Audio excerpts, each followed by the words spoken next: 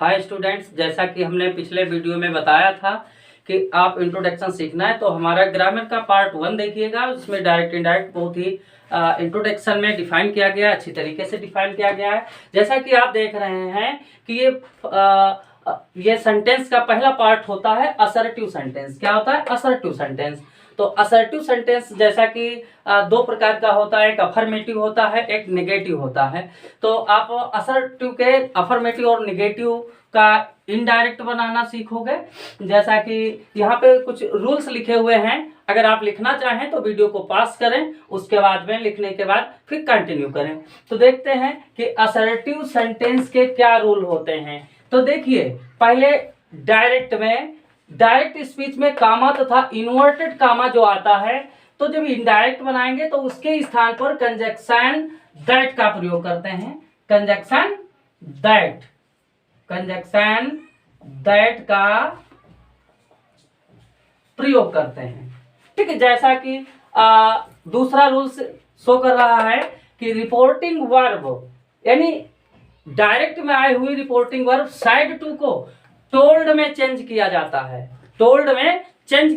है। यहां तक कि और देखा जाए, अगर डायरेक्ट में हमारा से टू आ गया है तो इनडायरेक्ट में क्या कर दिया जाता है? टेल में बदल दिया जाता है। क्या में? टेल में बदल दिया जाता है। अगर देखा जाए कि अगर सेज टू आ गया है डायरेक्ट में तो इनडायरेक्ट में टेल्स बदल दिया जाता है, टेल्स में बदलेंगे। अगर सैड टू आ गया है तो टोल्ड में बदल दिया जाता है, जैसा कि आप स्क्रीन पे रूल नंबर 2 देख रहे हैं।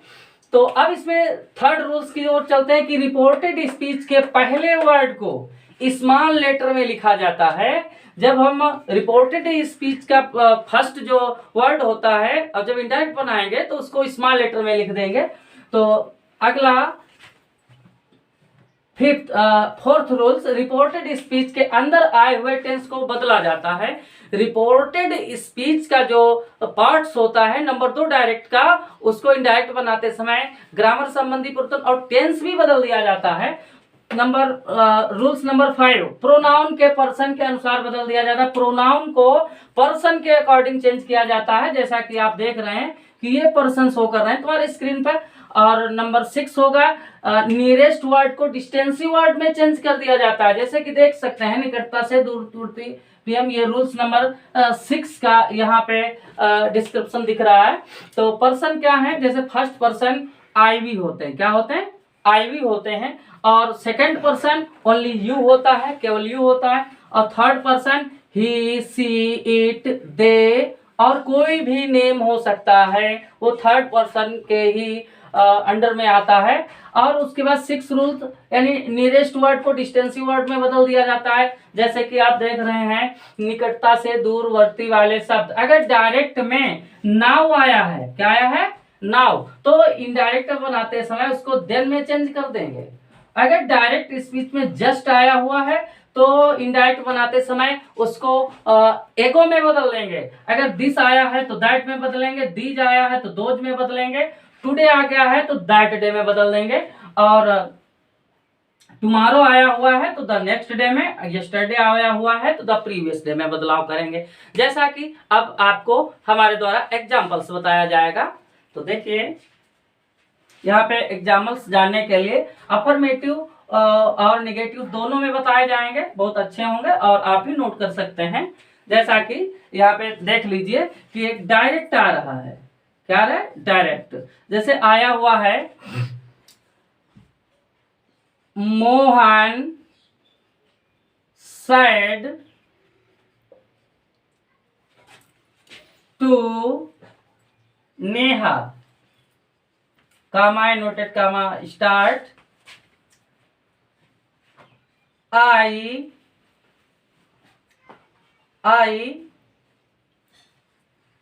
write a letter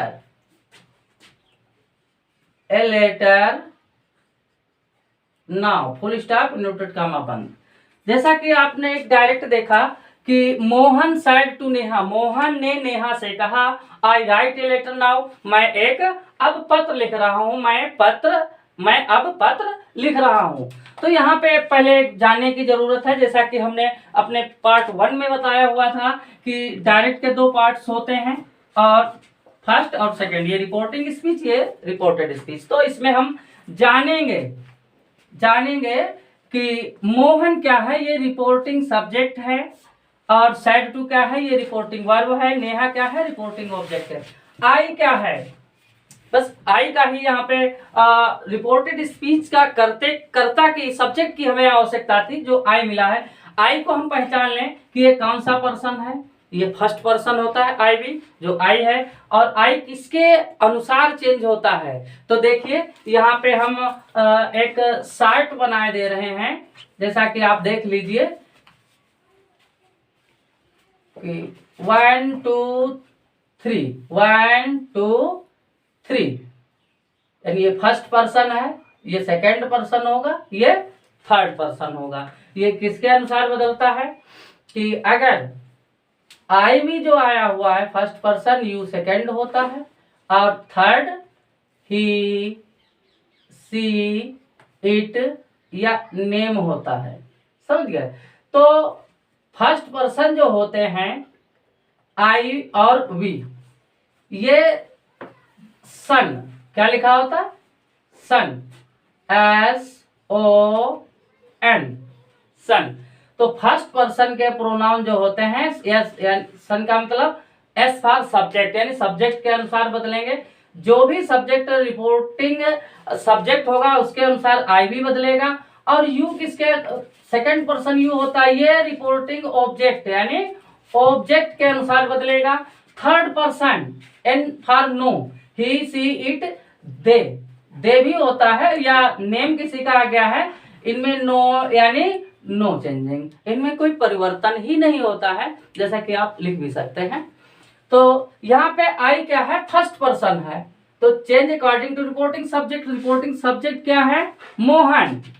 तो हम जब इनडायरेक्ट बनाना शुरू करेंगे, इनडायरेक्ट, तो मोहन क्या है, एक मैस्कुलिन जेंडर है, एक व्यक्ति का नाम है, एक लड़के का नाम है। तो यहाँ पे मोहन जो है, तो यहाँ पे लिखेंगे डायरेक्ट मोहन, साइड टू को चेंज कर देंगे टोल्ड में, जैसा कि रूल नंबर 2 में बताया गया है, और नेहा रिपोर्टिंग ऑब्जेक्ट है, उसको ऐसे उतारेंगे, कामा इनोटेड कामा, ये तुम्हारा फर्स्ट रूल्स में बताया गया है, कंजक्शन दैट का प्रयोग करते हैं, कामा इनोटेड कामा की जगह पे दैट, फिर आई, ये फर्स्ट पर्सन है, first person change according to reporting subject के अनुसार बदलेगा। तो रिपोर्टिंग सब्जेक्ट क्या है, मोहन, तो मोहन, तो आई को ही में बदलेंगे क्योंकि मोहन का जेंडर ही है। और फिर रूल नंबर 3 भी कह रहा है कि वर्ड को रिपोर्टेड स्पीच में पहले वर्ड को स्मॉल लेटर में, तो आई जब ही हुआ तो स्मॉल लेटर में लिखेंगे, राइट। अब ये टेंस कौन सा है, टेंस पहचानेंगे, तो ये है प्रेजेंट इंडेफिनिट। क्या है, प्रेजेंट इंडेफिनिट। प्रेजेंट इंडेफिनिट को हम पास्ट इंडेफिनिट में बदल देते हैं। पास्ट इंडेफिनिट में अफर्मेटिव में सेकंड फॉर्म लगती है, और शेष इंट्रोगेटिव और नेगेटिव में फर्स्ट ही लगती है, तो ये इंट्रोगेटिव उसमें सेकंड आ जाएगा। He wrote A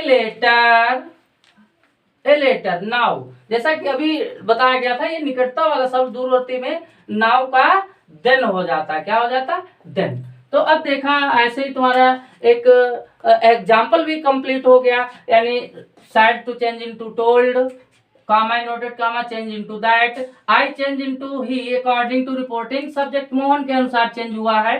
road according to tense, यानी write change according to tense, wrote. और ए लेटर ऑब्जेक्ट में नो चेंज। नाउ, ये भी निकटता से दूरवर्ती के अकॉर्डिंग चेंज हुआ है, देन हो गया। जैसा कि अब आपको एक नेगेटिव का बताते हैं, direct teacher said to student, comma inverted comma start, you are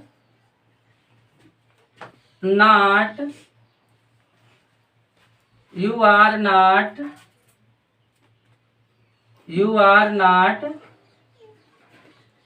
reading